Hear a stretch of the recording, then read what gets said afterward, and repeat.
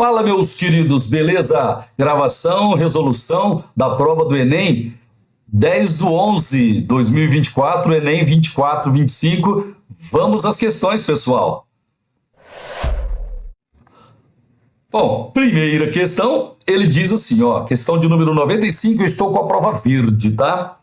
Em aeroportos, por razões de segurança, os passageiros devem ter suas bagagens de mão examinadas antes do embarque, passando-as em esteiras para sua inspeção por aparelhos de raio-x.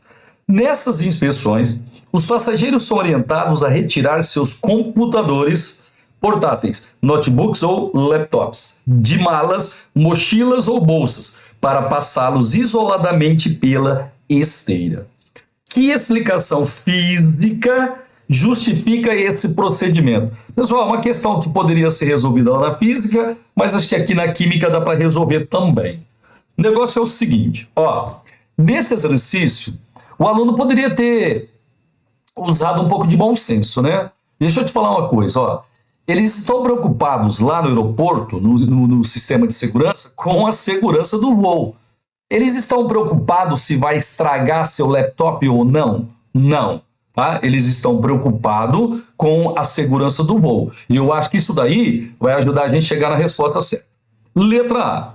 Os raios-x não interagem com os componentes metálicos do computador, o que impede a formação de imagens. Pessoal, realmente ele impede a formação de imagem, tá? Mas não é esse motivo, né? Não precisa interagir com os componentes para gerar a imagem. Então, essa letra A está errada. Só uma observação, você deve ter ouvido falar no efeito fotoelétrico de Einstein. Se a gente incidir uma radiação no material metálico, são ejetados elétrons. Tá? Isso chama-se efeito fotoelétrico descoberto por Einstein. Legal? Então, na verdade, o raio-x pode interagir, né? Pode interagir com os componentes metálicos do computador, sim. Mas isso daí não vai fazer com que tenha imagem. Ele falou que impede a formação de imagem. Beleza? Agora, letra B. Os raios-x desmagnetizam o disco rígido. Pessoal, você acha que eles estão preocupados se vai desmagnetizar o seu disco rígido? De jeito nenhum. Então, a gente já tira essa alternativa aqui. Os raios-x aquece os materiais metálicos encontrados na bagagem de mão, quando refletidos pelos componentes do computador. Pessoal, eles também não estão preocupados com se vai esquentar, né, o material que você tem aí, metálico na bagagem. Ok? Então também a gente tira isso daí. Na letra D, os raios-x não atravessam os componentes densos do computador, o que impede a visualização de objetos que estão à frente ou atrás deles. Pessoal, essa daqui é a resposta certa. É até uma resposta óbvia, né? Se tiver o computador, vai ter problema para visualizar o que está na frente e o que está atrás, porque o computador é denso e aí impede a visualização desses objetos. Certinho? Na letra E, os raios-x ionizam os materiais metálicos normalmente encontrados em bagagens de mão quando difratados pelos componentes do computador. Errado. Então a gente fica com a letra D para o exercício de número 95. Pessoal, agora questão de número 103. Ele fala assim, ó, uma questão que parece biologia, mas é química, tá? Metabolismo de procariontes. O esquema representa a ação de organismos no ciclo do nitrogênio, o Enem adora ciclo do nitrogênio, ciclo do carbono. Os números correspondem a algumas etapas dos dois ciclos distintos. Então, ó, ele marcou aqui, ó, etapa 1, etapa 2, lá na outra tela nós temos a etapa 3, a etapa 4, nós temos a etapa 5, beleza? Aí ele diz assim, pessoal, ó, tem as etapas aí.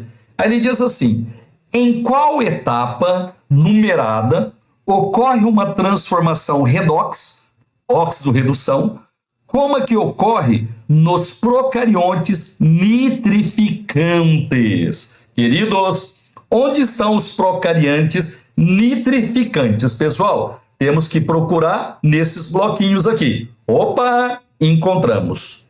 Ó, procariontes nitrificantes. É esse bloquinho aqui.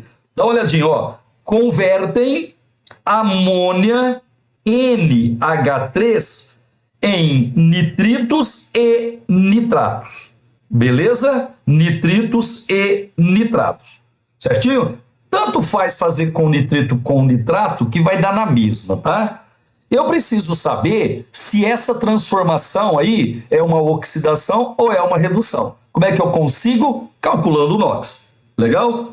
Vamos calcular primeiro o NOx do nitrogênio na amônia. Queridos, o H, ele vai ter NOx mais 1, certo? O nitrogênio é mais eletronegativo, vai ficar negativo. Então, o H fica positivo mais 1. Vezes 3, mais 3. Para dar 0, menos 3. Só tem um nitrogênio, o NOx do nitrogênio na amônia é menos 3. Vamos calcular agora o NOx do nitrogênio no nitrito. Gente, se você usar o nitrito vai dar certo, usar o nitrato vai dar certo. Vou fazer aqui, ó. Tem mais um espaço grande aqui, eu vou fazer aqui. Ó, vou pegar o nitrito. Quanto vale o oxigênio? Menos 2. Vezes 2, menos 4. Lembrando que o nitrito tem carga menos 1, tá? Gente, quando a molécula é neutra, a soma de cargas embaixo tem que dar 0. Quando você tem um íon poliatômico, a soma de cargas tem que ser igual à carga do íon. Beleza? Então, a soma aqui embaixo tem que dar menos 1, porque lá em cima a carga é menos 1. Então, aqui vai ser mais 3. Beleza?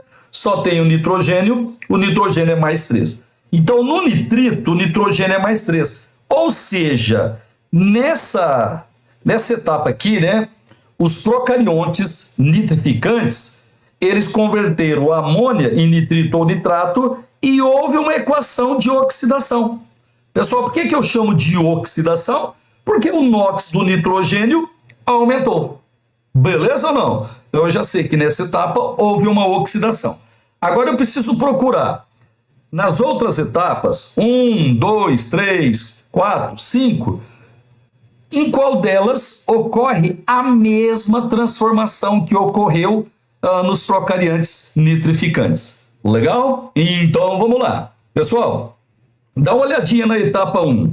Ó, na etapa 1, o nitrogênio atmosférico, que é o N2, ele vai produzir amônia, NH3. Beleza ou não? O N no N2 é 0, porque toda substância 0 tem elemento com NOx. Toda substância simples tem um elemento com NOx 0. E o NOx do nitrogênio na amônia, a gente já calculou aqui, ó, deu menos 3. Então, aqui nós temos uma redução. Tá? Então, a etapa 1 eu já descarto. Etapa 1 já descartei. Beleza? Vamos dar uma olhadinha na etapa 2. Etapa 2, cadê você? Aqui.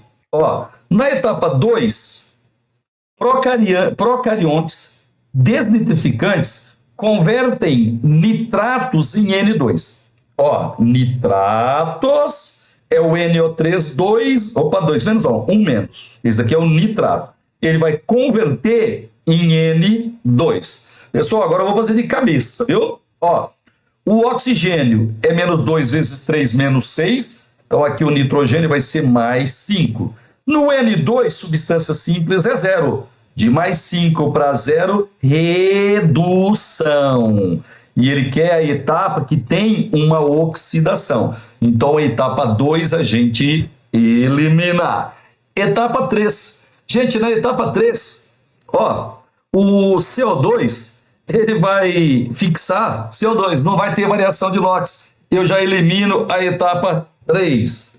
Etapa 4, meus queridos. Cadê a etapa 4? Tá aqui. Ó, o CO2, ele fixa CO2. Não tem mudança de NOx. Bom, então tem que ser a etapa 4, senão o exercício está furado. 4 não, etapa 5, né?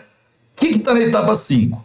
Ó, procariontes decompositores converte o carbono em CO2. Pessoal, carbono vai ser fixado em CO2. Quanto vale o carbono, elemento isolado sozinho? 0. Vamos fazer aqui em cima. O oxigênio nos óxidos é menos 2 vezes 2 menos 4 para dar 0 mais 4. O carbono no CO2 é mais 4. Opa! Era 0, foi para mais 4, aumentou. Então aqui a gente tem oxidação, tá? Então a resposta certa, letra E. O exercício, pessoal, já caiu algumas vezes lá no Enem, né, na prova do Enem. Não é um exercício difícil, não. Beleza? Agora a gente vai fazer o exercício de número 104. Um dos agentes que mais contribui para a poluição do ar é o automóvel a combustão interna. Em áreas urbanas, isso é demonstrado dramaticamente pela fumaça fotoquímica, resultante da interação entre óxidos de nitrogênio, hidrocarbonetos e luz solar, para formar produtos de oxidação que causam irritação aos olhos, ao aparelho respiratório e danos às plantas. As condições de operação de motores a combustão, como a razão da mistura ar-combustível no cilindro, influenciam na composição dos gases lançados pelo escapamento na atmosfera. O gráfico, pessoal, aqui, ó, lembra? O gráfico ilustra a variação nas composições dos principais gases: dióxido de carbono, né, CO2, hidrocarbonetos, HC, CO, né, monóxido de carbono, monóxido de nitrogênio e oxigênio molecular, emitidos por um motor a gasolina em diferentes razões, ar, combustível, em massa. Beleza? Então é o seguinte, ó, ele colocou aqui a razão ar, combustível. Beleza, pessoal? Tranquilo? Aí a gente tem a variação do gás carbônico, de hidrocarbônico e assim por diante. Aí ele diz assim, ó, na condição de razão ar combustível igual a 18, haverá uma emissão. Pessoal, então vamos lá. Ó, ele está falando na relação, deixa eu ver o termo que ele usou aqui, ó, na razão ar combustível igual a 18. Então ele está nesse número aqui, ó, 18. Certo? Vamos traçar aqui uma reta vertical.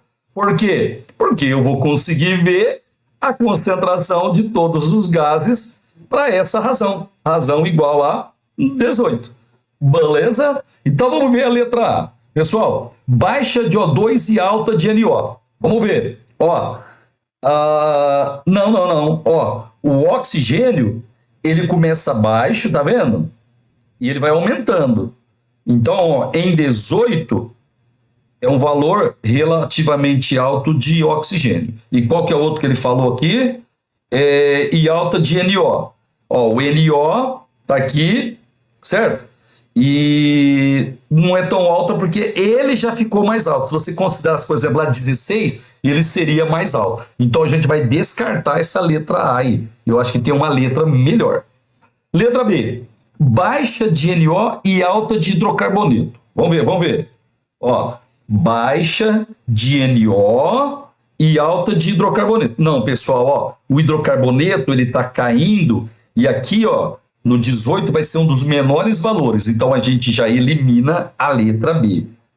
De boa, né? O exercício de boa. Baixa de CO e alta de CO2. Vamos ver. Baixa de CO e alta de CO2. Pessoal, cadê o CO? Tá aqui, ó, CO. É esse gráfico aqui, ó. Certo? Opa! Realmente em 18 nós temos uma baixa concentração, uma baixa porcentagem de volume de CO. Gente, e olha onde está o CO2, lá em cima, e uma alta porcentagem de CO2. Essa daqui é a letra correta do exercício. Exercício de número 104 da prova verde, alternativa letra C. Era só ler o gráfico que você chegava na resposta. 106. Células a combustível microbianas, CCM, são capazes de gerar eletricidade a partir de águas residuais urbanas agroindustriais. As CCM são compostas de duas câmeras. Numa delas, onde ocorre o tratamento da matéria orgânica, as bactérias eletrogênicas crescem formando um biofilme e se alimentam dos poluentes presentes no efluente. Ao se alimentarem, essas bactérias geram uma corrente elétrica que percorre o material sobre o qual elas formaram o biofilme. Um fio condutor externo possibilita a migração dessa corrente para uma segunda câmara, promovendo uma reação química. A figura esquematiza, né, uma CCM e as reações envolvidas. Pessoal, está aqui, né, a bateria que ele está citando aí, CCM, e ele deu as reações envolvidas na célula, né, na célula combustível. Célula combustível é uma pilha, viu? Isso aqui é um gerador. Então aqui, ó, são as duas reações que ocorrem realmente na pilha. Beleza? Aí, qual das reações representa a reação global que ocorre durante o funcionamento dessa CCM? Pessoal, eu repeti aqui as duas equações. Cara, esse exercício ninguém errou, eu espero. Seguinte, aqui ele já deu a reação de oxidação. Você lembra? Quando os elétrons estão nos produtos, estão saindo elétrons, oxidação. Oxidação é uma dação de elétrons. E na reação de baixo, os elétrons estão entrando nos reagentes, reação de redução. Tá? Então eu já tenho efetivamente a reação de oxidação, que ocorre nessa célula combustível, e tenho realmente a reação de redução que ocorre nela. Tá? Como é que eu consigo a reação global? Gente, só somar as duas. Só que você aprendeu. Eu só posso somar quando o número de elétrons for o mesmo. Nesse caso não é. Eu preciso fazer seno. Então vamos lá. Ó, eu vou copiar a primeira reação. Isso aqui, ó, é o acetato, tá? Aquoso mais 2H2. Eu vou copiar do jeitinho que ele colocou aí, certo? Produzindo 2CO2 gasoso mais 7H+, pessoal, aquoso também, mais 8 elétrons. Legal? O que a gente aprendeu? Quando for somar, o número de elétrons tem que ser o mesmo. Então eu vou fazer aqui virar 8. Para aqui virar 8, pessoal, vou ter que multiplicar a equação inteira por 2. Então vai ficar assim, 8H+, aquoso, estou multiplicando por 2. Mais 2O2 gasoso, mais 8 elétrons. Opa! O número de elétrons ficou o mesmo. Tem que ficar sempre o mesmo. Dando 4H2O no estado líquido, porque eu estou multiplicando a equação inteira por 2. Vamos somar. 8 elétrons eu cancelo com 8 elétrons. Pessoal, tem 7H+ na direita e 8 na esquerda. Vai sobrar 1 na esquerda. Eu tenho 2 águas na esquerda e 4 na direita. Vão sobrar 2 aqui. Beleza? Então, o que sobrou? Qual que é a equação global? Acetato, COO menos aquoso, queridos, mais 1H+, aquoso, ó, sobrou 1H+ aquoso aqui, mais 2O2 gasoso. E do lado de cá, o que sobrou? 2CO2 gasoso mais 2H2O no estado líquido. Gente, que exercício de boa. Se você olhar nas alternativas aqui, onde tem isso, hein? Letra C. Certo? Esse daqui é o exercício de número 106. A alternativa correta, letra C. Cara, só igualar os elétrons, somar que você matava o exercício. Bom, agora, exercício de número 107. No senso comum, considera-se ainda hoje que compostos orgânicos são substâncias presentes nos seres vivos. Na química, a expressão compostos orgânicos tem um uso histórico de mais de 200 anos. Pessoal, foi mais ou menos em 1848 que eles colocaram a definição atual de química orgânica, adquirindo diferentes conotações ao longo do desenvolvimento dessa ciência. Atualmente, atribui-se a essa expressão outro significado. A concepção científica atual define esses compostos como substâncias. Pessoal, você lembra? Ó, Bergman classificou a química em orgânica e inorgânica. Aí veio Berzelius e criou a teoria da força vital, lembra? Somente seres vivos são capazes de sintetizar compostos orgânicos. Em 1828, Euler fez a primeira reação orgânica em laboratório. Revisamos isso essa semana. Beleza? Aí, pessoal, Kekulé, ele modificou a definição de química orgânica. Química orgânica atualmente é a química que estuda os compostos do carbono. Então a letra correta, letra I. A concepção científica atual define esses compostos como substâncias contendo carbono como principal elemento. Eu até comentei assim em sala, todo composto orgânico tem carbono, mas nem todo composto com carbono é orgânico. Lembra da nossa revisão? Então alternativa, letra E. Exercício de número 111. A nimesulida é um fármaco pouco solúvel em água, utilizado como anti-inflamatório, analgésico e antitérmico. Essa substância pode ser convertida em uma espécie eletricamente carregada de maior solubilidade em água, mediante o tratamento com uma base de bronze de E-Lowry. Isto é, uma espécie química capaz de capturar um próton H+. Pessoal, base, vamos dar uma lembradinha? Ó, ácido para bronze de E-Lowry é toda substância que doa próton H+. Isso é ácido de bronze de E-Lowry, certo? E a base é a substância que captura, que recebe esse próton H+. Legal? Na figura são apresentados os grupamentos presentes na estrutura química da nimesulida. Tá aqui, ó, essa daqui, beleza? Aí ele diz assim, ó, na estrutura desse fármaco, o grupamento capaz de reagir com a base de bronze de E-Lowry. Gente, pelo amor de Deus, nossa revisão, ó, na química, quem tem caráter ácido reage com quem tem caráter básico. Ele quer saber qual é o grupo que consegue reagir com uma base. Gente, se o grupo vai reagir com uma base, o grupo tem que ter caráter ácido, beleza? Então esse grupo, ele tem que ser um ácido de bronze de E-Lowry. Legal? Ou seja, ele vai ter que doar par de elétron, ele vai ter que doar um próton H+. Tranquilo? Não sei o que você aprontou, mas vamos lá. Ó, o grupo éter, pessoal, nem hidrogênio tem. Como é que ele vai doar próton H+, se nem hidrogênio ele tem? O grupo nitro também nem hidrogênio tem. Não tem jeito dele doar próton H+. Porque para a definição de bronze de E-Lowry, ácido é a espécie que doa próton H+. Agora é o seguinte, ó, o grupo metil, ele tem hidrogênio. Gente, pelo amor de Deus, ó, hidrogênio ligado a carbono nunca vai ionizar, tá certo? Então, o metil não vai doar próton H+, e nem o fenil.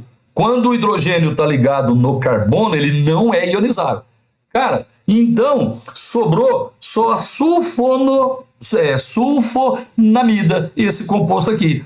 Tá vendo esse H+ aqui, ó? Ele pode sofrer ionização, tá? Então esse grupo aí pode perder, pode doar um próton H+. Então esse grupo aqui, ele funciona como um ácido de bronze de E-Lowry. Tá legal? E se ele é um ácido de bronze de E-Lowry, ele pode reagir com uma base de bronze de E-Lowry. Gente, só uma observação. Ó, essa função aqui, sulfonamida, a gente não costuma trabalhar no ensino médio, viu? Não faz nem parte do programa de ensino médio. E a gente aprendeu que o nitrogênio, ele faz 5 ligações e sobra um par de elétrons não ligantes. Então, se fosse uma amina, a gente teria aí um caráter básico, tá? Mas é uma amida. Aí, o que vai acontecer? Esses oxigênios aqui, por serem muito eletronegativos, eles atraem os elétrons, tá? E essa ligação aqui, ó, ela fica polarizada. Então, esse H+ aqui, ele pode ser doado. Então, o grupo sulfonamida, ele pode funcionar como um ácido de Bronsted E. Lowry. Por isso, ele é capaz de reagir com a base de Bronsted E. Lowry. Exercício de número 111, letra A. Agora, 114, pessoal. Quem assistiu a minha mega revisão de soluções, lá tinha os 3 exercícios exatamente iguais a esse daqui. Ó, o soro caseiro serve para combater a desidratação por meio da reposição da água e sais minerais perdidos, por exemplo, por diarreia. Uma receita simples para a sua preparação consiste em utilizar 2 colheres grandes de sopa de açúcar, né, sacarose, e duas colheres pequenas, né, colher de café, de sal de cozinha, dissolvidos em 2 litros de água fervida, obtendo-se uma solução com concentração de íon sódio de 1,4 miligrama por ml, pessoal. Aí ele diz o seguinte, ó, considere as massas molares, né, do NaCl 58,5, do Na23, aí ele fala assim, ó, qual é o valor mais próximo da massa em grama? Pessoal, presta atenção, você tem que ficar esperto. Ó, ele deu a concentração de íon sódio, beleza? Agora, ele está pedindo a massa de cloreto de sódio. E mais um detalhe, em uma única colher. Legal? Ó, para fazer o soro caseiro, ele colocou 2 colheres de sal de cozinha. Aí a gente chegou nessa concentração aqui. Só que ele está querendo que a gente calcule a massa de NaCl. Vou até escrever aqui, ó. Ele quer a massa de NaCl, beleza? Em uma única colher, quando a gente usa apenas uma colher. Tranquilo? Então vamos lá? Ó, para uma colher.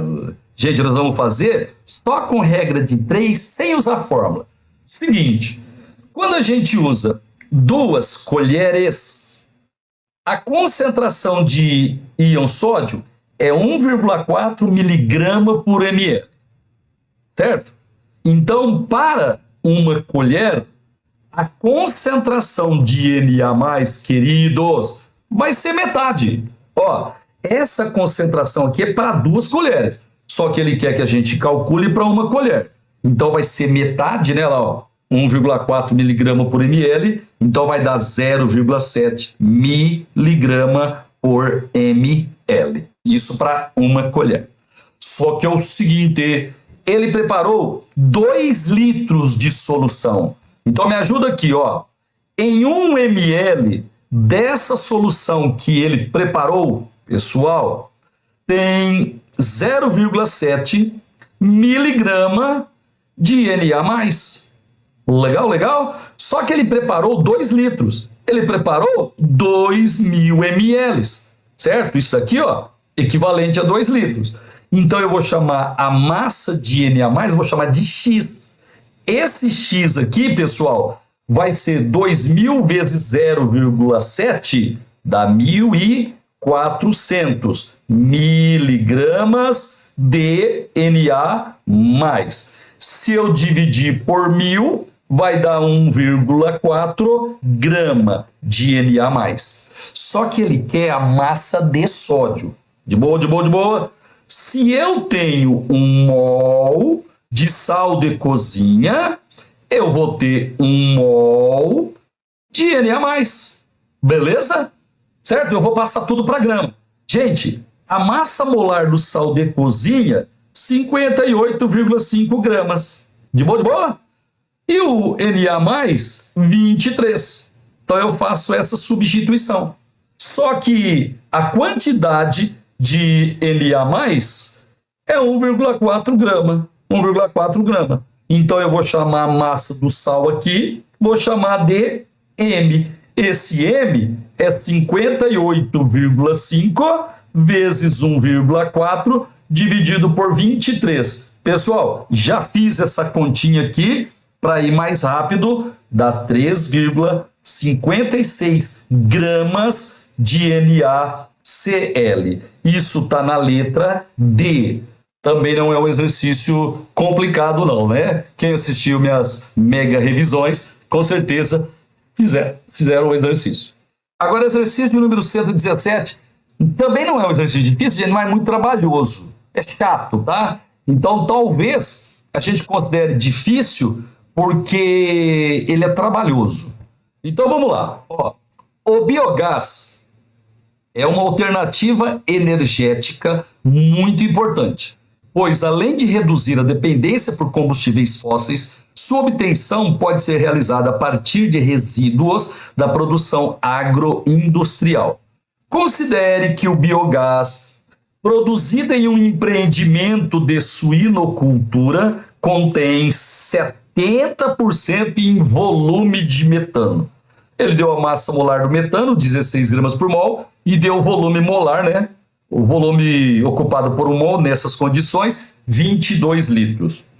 Ele será utilizado, esse biogás, né? Portanto, esse metano, será utilizado para geração de energia em substituição ao etanol. Deu também a massa molar, 46 gramas por mol, em um gerador no qual 1 metro cúbico de biogás... Gente, você tem que ficar esperto, porque uma hora ele fala biogás, uma hora ele fala metano. Então você tem que ver o dado que ele forneceu de quem é de quem, tá?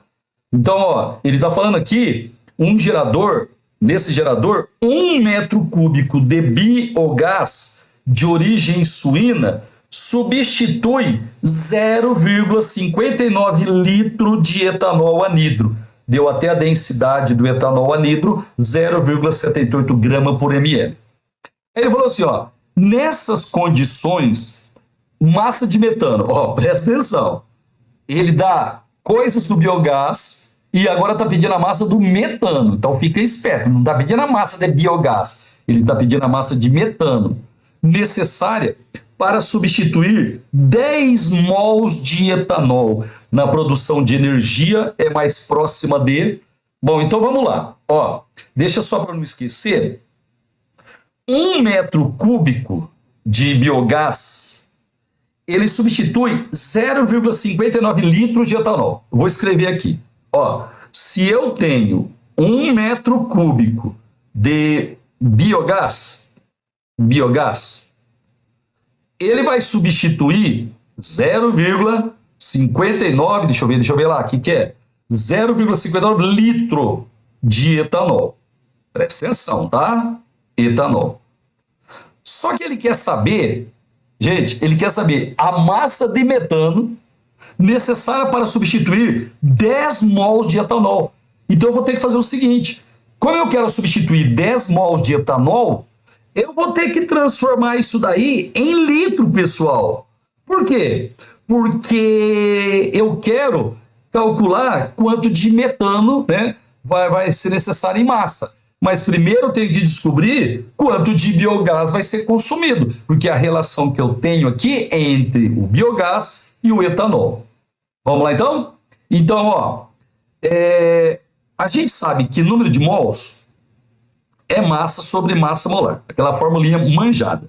Então, a massa, ela é o número de mols vezes a massa molar. Pessoal, ele quer substituir 10 mols de etanol. Certinho? 10 mols. 10 mols. A massa molar do etanol, ele deu, ó, 46 gramas por mol. 46. Então, a gente quer substituir 460 gramas de etanol. Isso aqui, ó, é de etanol. De boa, de boa? Ixi, só tem um probleminha. Eu tenho volume de etanol relacionado com o biogás. Então, eu vou ter que pegar essa massa aqui, que eu quero substituir, e passar para volume. Gente, quem relaciona massa com volume é a densidade. Densidade é massa sobre volume. Então, o volume, pessoal, é a massa dividido pela densidade. Então, o volume vai ser a massa, 460 gramas, Vamos lá buscar a densidade. Cadê? Densidade do etanol, 0,78. Olha as unidades, viu? Vai sair, deixa eu dar só uma zoiadinha lá, vai sair ml.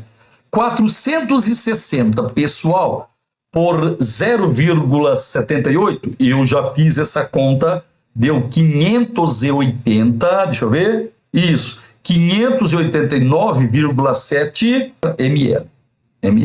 Beleza, tranquilo? Então agora eu já tenho o volume de álcool que eu vou substituir.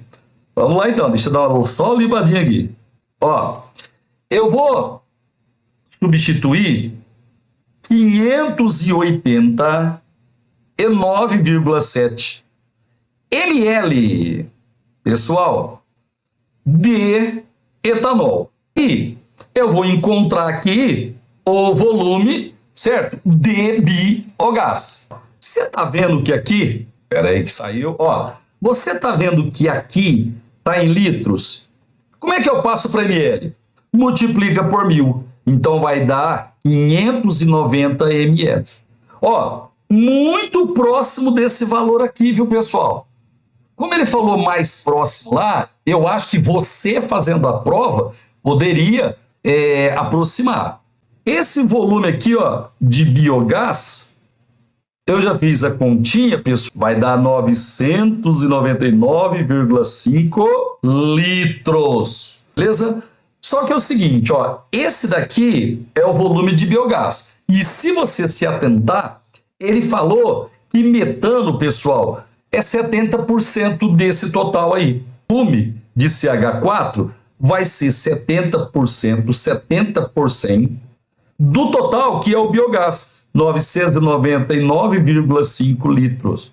Esse volume de CH4 aqui, ele vai dar, gente, já fiz essa continha aqui, dá 699,7 litros. Beleza? Só que é o seguinte, ele quer a massa de metano. Meu Deus. Gente, agora é o seguinte, ó, ele falou que o volume molar é 22 litros, né? Portanto, 22 litros em cada mol. Então, vamos lá, ó. Se eu tenho 22 litros, pessoal, de CH4, eu vou ter 1 mol. Só que a massa de 1 mol de metano é 16 gramas. Só que o volume é 699,7 litros. Aí a massa de metano eu vou chamar de M. Pessoal, eu já fiz essa conta, viu?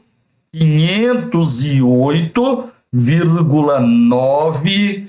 Como é que tá isso daqui, hein?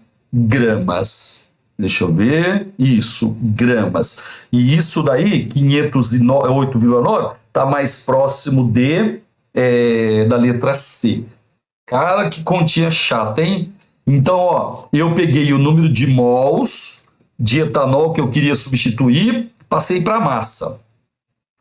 Transformei em volume, porque a relação que ele tinha me dado era em volume, certo? Calculei o volume do biogás. De boa, de boa? Aí eu calculei o volume de metano. E com o volume de metano, cheguei na massa de metano. Puta que caramba! Espero que você tenha entendido.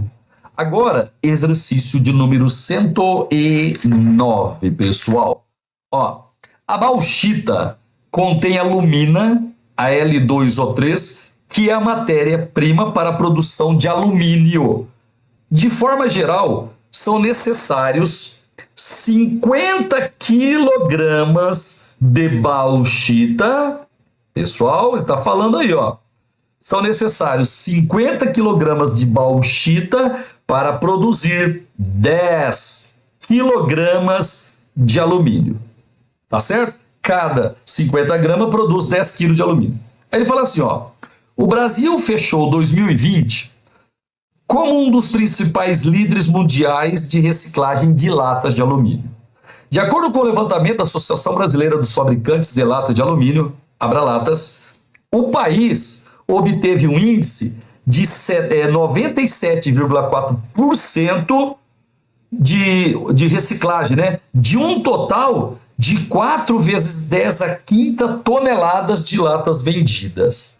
Considere que a lata é constituída de alumínio puro. Beleza?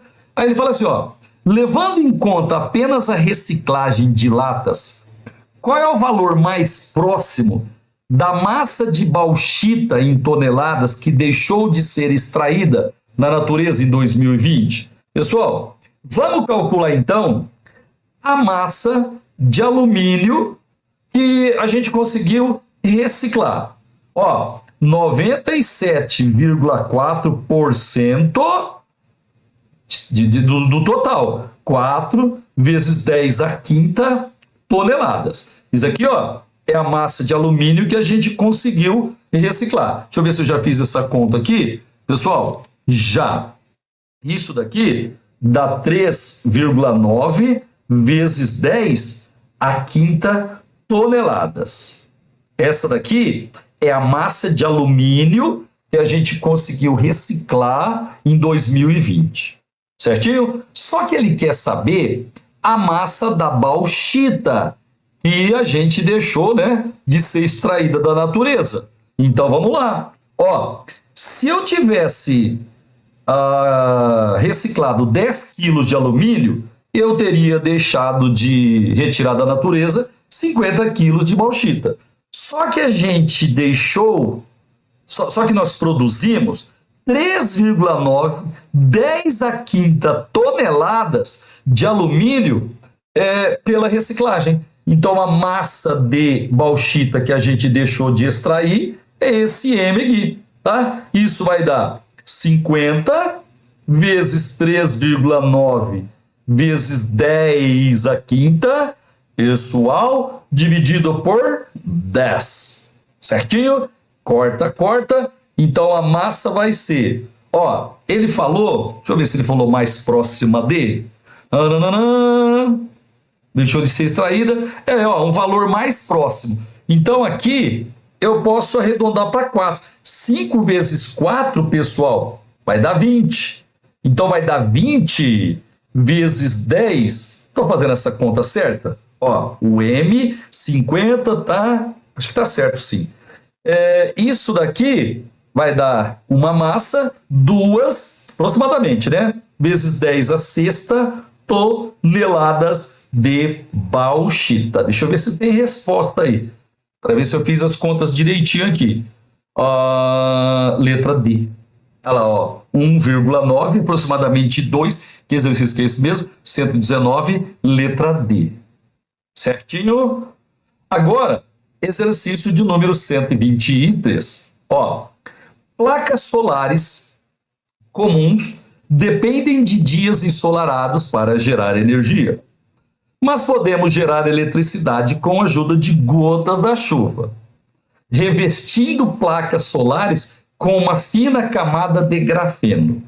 Os íons dissociados a partir da água da chuva, ele está representado por A, M+, e B, N-, tornam a combinação grafeno e água da chuva um par perfeito para a geração de energia.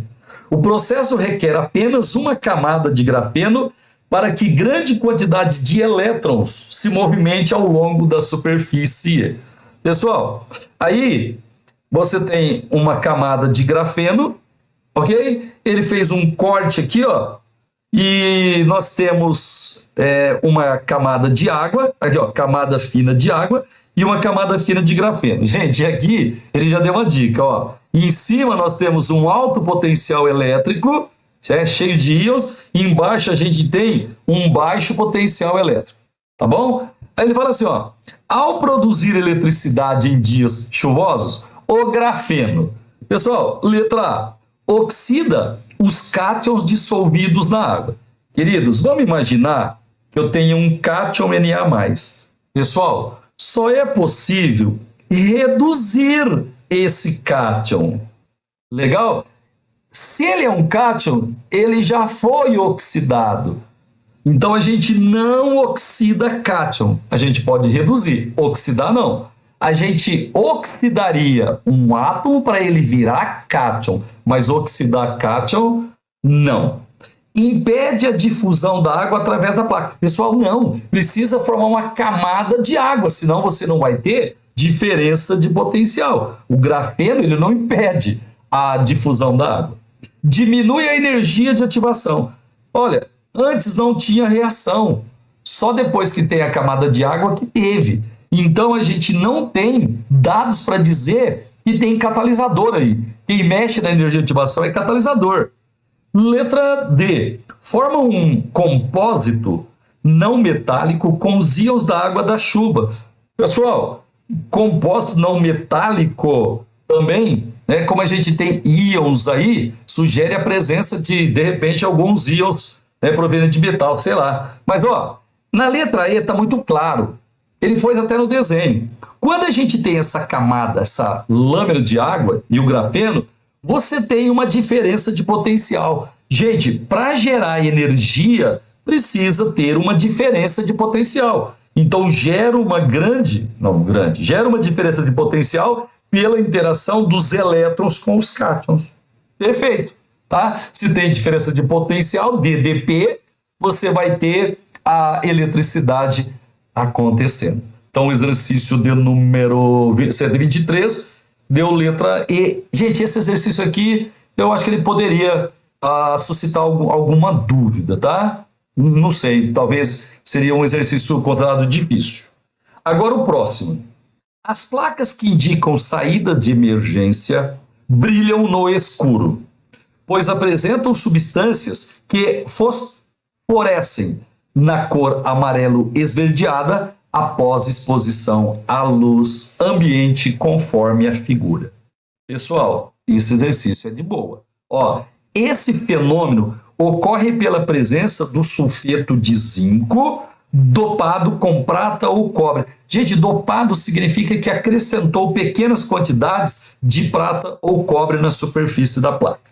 Aí ele quer saber o seguinte: o aparecimento do brilho nessas condições ocorre como consequência de... Pessoal, falou em coloração, emissão de luz, exposição à luz, você tem que lembrar do modelo atômico de Bohr. E que Bohr descobriu que a eletrosfera do átomo ela é dividida em camadas, né? Lembra? São 7 camadas para os elementos conhecidos. 1, 2, 3, 4, 5, 6, 7 camadas. E aí, o que a gente estuda? Ó, se um elétron está em uma camada, ele vai ficar nessa camada para sempre. Ele só sai se ele receber energia externa. Vamos supor que ele receba uma energia de fora. Ele vai absorver essa energia e vai saltar para uma camada mais externa. Beleza? Ele vai ficar nessa camada mais externa até que ele sustenta essa energia. Porque se a gente parar de sustentar, a tendência é ele voltar para a camada original. Beleza? Quando ele volta para a camada original, ele emite fóton, emite luz.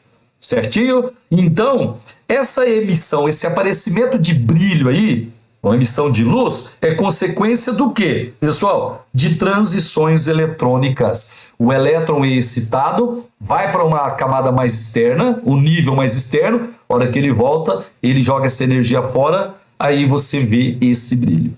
Boa, exercício 126, alternativa letra C. Exercício 130, pessoal, esse foi bem de boa. Ó, os pesticidas.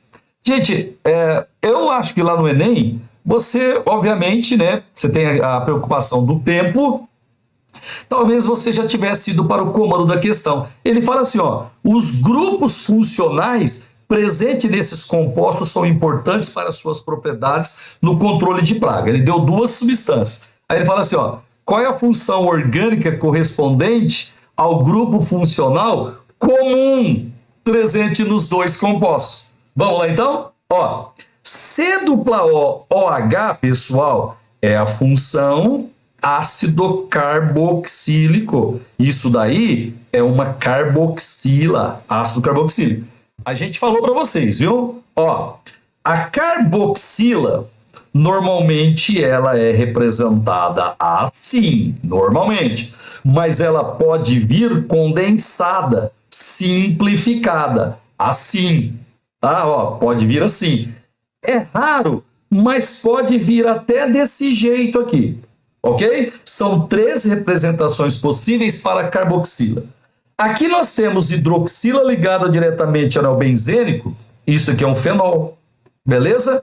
Aqui nós temos C dupla O ligado num carbono secundário. Pessoal, aqui nós temos uma cetona, beleza? E aqui nós temos o grupo funcional do ácido carboxílico condensado, ácido carboxílico.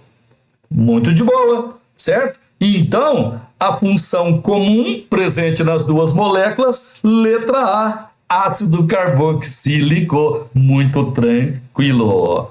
Pessoal, o magnésio metálico, próxima questão 133, prova verde, utilizado em ligas leves, é produzido em um processo que envolve várias etapas e utiliza água do mar como matéria-prima.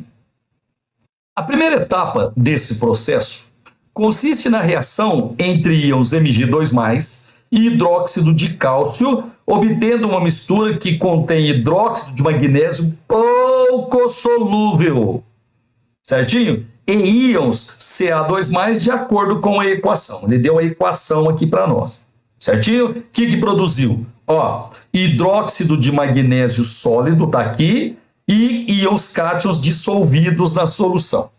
Ele quer saber o método adequado para separar o MgOH2 dessa mistura. Pessoal, de boa também. Ó, os íons cálcios estão dissolvidos em água. Então você tem uma fase aquosa e você tem uma fase sólida. Portanto, você tem uma mistura heterogênea entre sólido e líquido. Você lembra de quem, por exemplo? Água e areia, sólido, líquido, heterogêneo. Pessoal, nós temos que fazer uma filtração, certo? Então, nós filtramos e conseguimos retirar o sólido do líquido. Catação não. Catação é quando você tem 2 sólidos e pega um, por exemplo, escolher feijão. Destilação a gente usa para misturas homogêneas. Dissolução não, porque uma já está dissolvida, né? Evaporação não. Se você evaporar água, você vai continuar, só sai a água, né? Os cátions e os sólidos, né? Eles continuam e você não vai conseguir separar. Então a resposta certa é filtração. 135, pessoal. Ele fala assim, ó, a hidroxiapatita, tá aqui, ó, esse composto, é o mineral constituinte do esmalte dos dentes. Entre as diversas reações que ocorrem no meio bucal, encontram-se em equilíbrio as reações de desmineralização, essa daqui, pessoal, que está vindo da esquerda para a direita, e a mineralização, que volta, tá? Então, quando eu vou para a direita, eu estou fazendo uma desmineralização. Quando eu vou para a esquerda, eu estou fazendo uma mineralização. Certinho? Tá, beleza. Aí, ele fala assim, ó, a desmineralização está associada à fragilização do esmalte do dente e à formação de cárie. Quanto mais a gente desmineraliza o esmalte, mais suscetível a cáries a gente está. O uso de creme dental pode minimizar a perda da hidroxiapatita. O quadro apresenta o agente de polimento e o pH de alguns cremes dentais comerciais. Aqui, ó, ele colocou 5 cremes dentais comerciais. Aí ele falou assim, gente, ó, considerando o equilíbrio químico envolvido, qual creme dental promove a maior desmineralização do esmalte do dente? Seguinte, ó, o esmalte, a hidroxiapatita, ela reage com o H+, que está no meio, certo? Agora é o seguinte, ó, quanto mais H+ tiver no meio, pessoal, nós vamos aumentar a concentração do reagente. Pelo princípio de Le Chatelier, quando a gente aumenta a concentração de um reagente, ocorre deslocamento para o lado dos produtos, certo? Então, quanto mais H+ a gente tiver no sistema, mais desmineralização a gente vai ter. De boa? Agora é o seguinte, ele deu os pH, os pH, né, de cada um. O que a gente aprendeu? Quando o pH é grande, você tem caráter básico. Quando o pH é pequeno, você tem caráter ácido. E quanto maior o caráter ácido, mais H+ vai ter. Beleza? Então é o seguinte, ó. Essa pasta dental aqui, ó, 4, ela é a que tem o menor pH. Pessoal, se ela tem um menor pH, ela vai ter a maior concentração de H+. Então ela vai promover o deslocamento do equilíbrio para a direita, ela vai promover a desmineralização do dente, certo? Ele diz lá, ó, considerando o equilíbrio químico envolvido, qual creme dental promove a maior desmineralização do esmalte? É a 4, alternativa correta, letra D. Pessoal, seguinte, ó, eu espero que você tenha ido bem, tá? Qualquer dúvida, por favor, entre em contato. Não deixe de deixar. Deixe o seu like aí, por favor, e comente, né? Se você achou a questão difícil ou não. Um abraço, até mais.